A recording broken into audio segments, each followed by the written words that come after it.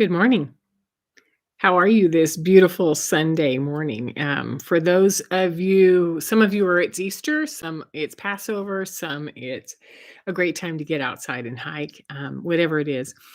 I had some plans this morning to go in and do uh, an Easter sort of egg hunt and brunch with my granddaughter who's 2.5, and started a lot earlier than I thought it was going to, and I was completely done by 9:30, and I thought, "Wow, it's really important to get this information out today."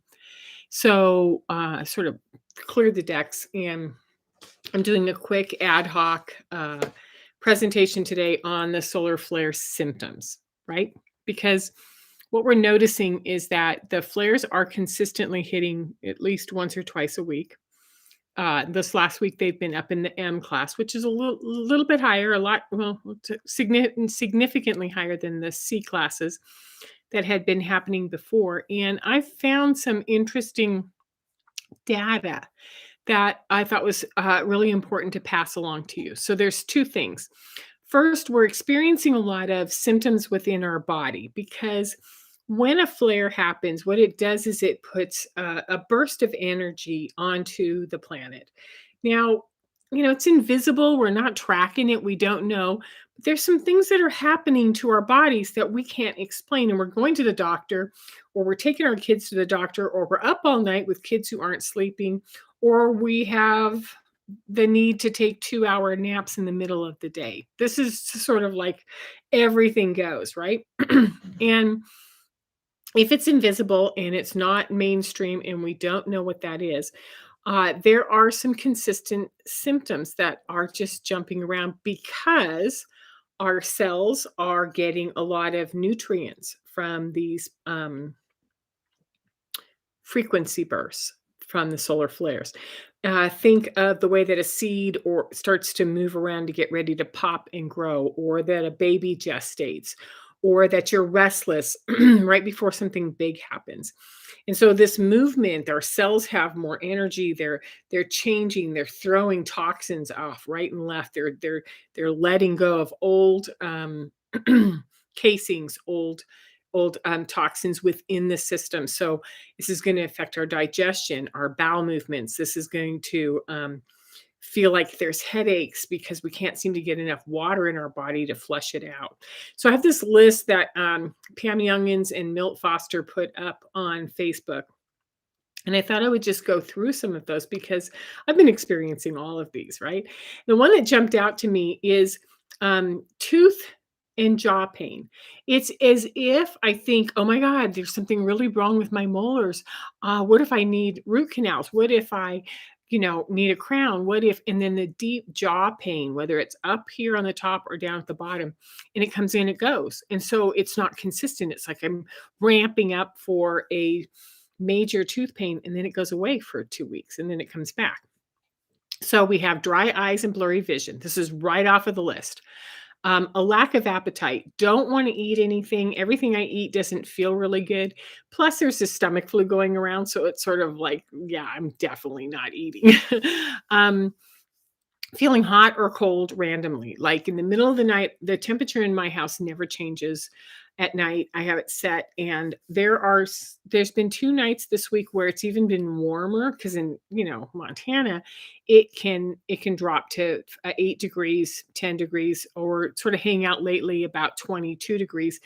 And I've had to get up twice and get blankets to put onto the bed, which I've never been cold. Or I'm sitting watching a show last night and it's so hot that I just have to start taking socks off and making sure, like it's just, it's not menopausal, as I've said before. This is not what's going on. Um, Seeing grids and patterns or movement, like a car driving by and seeing a stream of energy behind it, or birds in flight, or lines where there wasn't lines before, right? Reliving old memories, seeing things that in your head, like, oh my gosh, I can't stop thinking about third grade and the jungle gyms, or playing out a relationship or playing out a job, and they're just there. Pains from past traumas coming up, which is why I've been offering the 7 sessions on on energy management and self-knowledge, because as these sort of memories and past traumas come up, we just want to have a place to sort of pick them up and move them out. We want to develop a pathway so that they don't hang around and stay. um Limp, arms, shoulders, something that starts here and then it's down in the arm and then it's in the wrist on the other side. Dry mouth, headaches, head pressure, sore throat, lots of sore throats, anxiety, itching, rashes. Rashes on your body and itching where there hasn't been something. Your body's actually, whether it's your liver cleansing or your skin is saying, I can't do that perfume, I can't do that makeup, I can't do that clothing, I can't do that soap or anything anymore, right? Allergy symptoms are coming up, sort of that dusty sawdust feeling in the back of your nose. Stomach issues, lots of stomach issues, as your system is sort of purging all of these cells. Neck and back pain, hands cramping, emotionally triggered or really irritable, like hearing the argument in your head before somebody even says something and reacting and going like, this isn't even me. I'm sort of edgy. Um, and lower intestinal issues. Now there's one other. So those are the list of symptoms that just keep consistently showing up. The other part that I wanted to share with you is that I read it. Sometimes it's hard for me to tell where I find these things because I read so much, right? Um, I'm not even going to go where I found it. What I noticed in the reading of this was that when it came to stomach digestion issues, sort of irritable bowel, everything, what I noticed is that the flares are hitting our systems and they're raising the acidic level.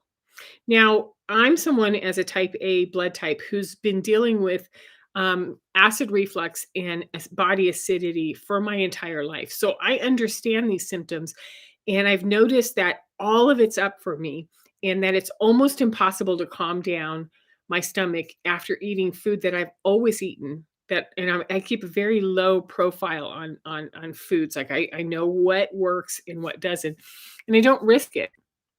Yet the acidity is up, the irritability in the stomach juices, in the moods is up, and that is directly affected by the flare. So what's happening is this frequency is raising the acidity level, and foods that we used to eat are no longer interesting to us. Lifestyles that we had are irritable, and there's something here in this acidity. So knowing that the body is going to produce a lot more acidity, I think I have 5 tips because again, I'm just making this up today. I have very little notes outside of the list that I pulled up from Facebook. Number 1, the most important thing that you can do during these solar flares when the symptoms are showing, or just when the flares are here and when you're experiencing symptoms, is to hydrate. And I noticed that I shifted in the last week to trying to get my alkaline levels up higher. So 8.8 to 9.0 keeps the acidity down much easier. I learned that a long time ago and forgot about it. So if you have any influence in getting the alkalines up or putting baking soda in your water or doing things that help with the alkaline, that would be helpful, and to keep hydrated. Your body needs a lot of liquids to move things around. And if you're not a water drinker, it's time to start. And if your kids, make sure they've got water bottles with them. Make sure that there's always something to sip on.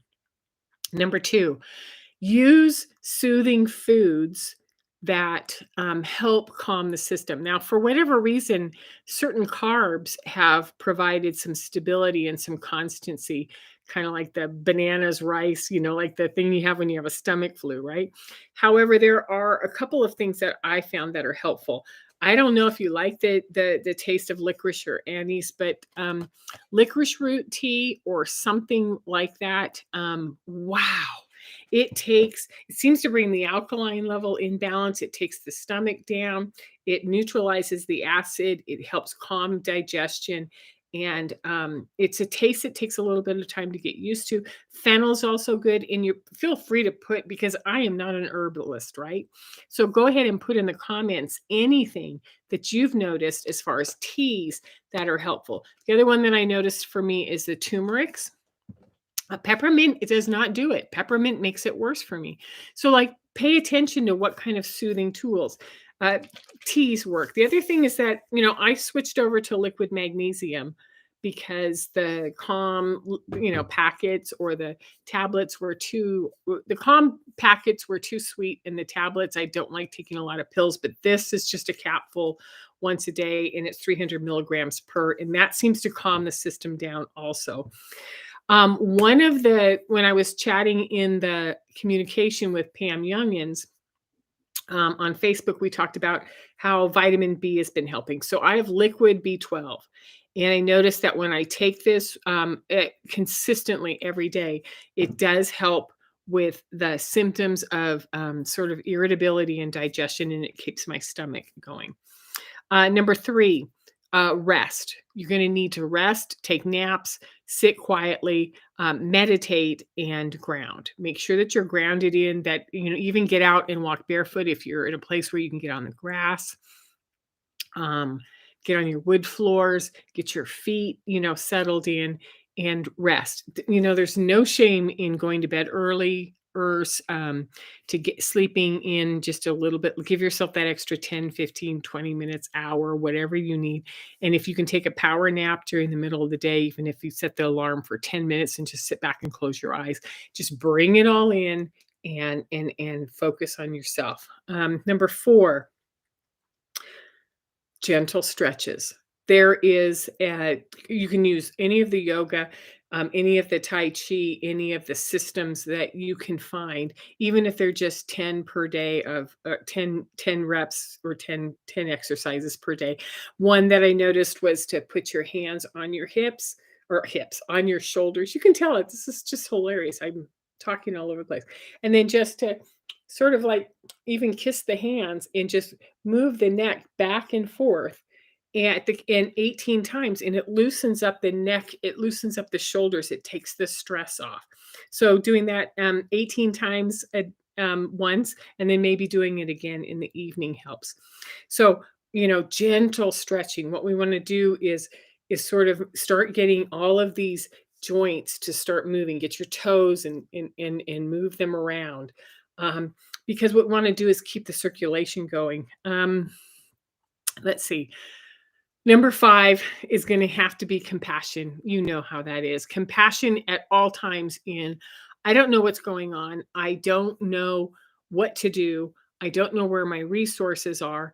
I'm going to gravitate towards someone I trust. So for me, I trust implicitly Pam Youngins and some of the people she brings on, and I share them over on my Facebook page as often as I can, because this is brand new territory. We are pioneering a new frequency that we don't know what to do with. And the more we pay attention to it, the more we guide, the more we sort of lead our family, our partners, our coworkers, and say, this is what I'm doing that's working.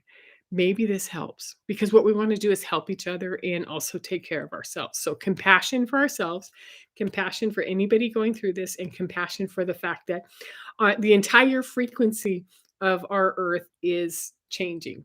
So bringing that to a close, there are two things I want to share with you. One is, if you haven't checked out my 7 sessions in 7 weeks, what we do is we start with high levels of sensitivity, and we start to move through how you understand energy, how it affects you, how you manage it, how you put boundaries around it, how you can actually shift it and send it out, and then how you can use it for specific challenges. So that course is available. You can find it at denisestryden.com, and the link's down below. And number two, that's hilarious. It's gone. It's absolutely gone. Like, share, pass this on, get this around. And if you have any questions on the solar flares, on what you're noticing that's working for you, what you'd like to know more about, put it in the comments and I'll get back to you. Meanwhile, have a great Sunday, and I will talk to you next week. Take care. Bye.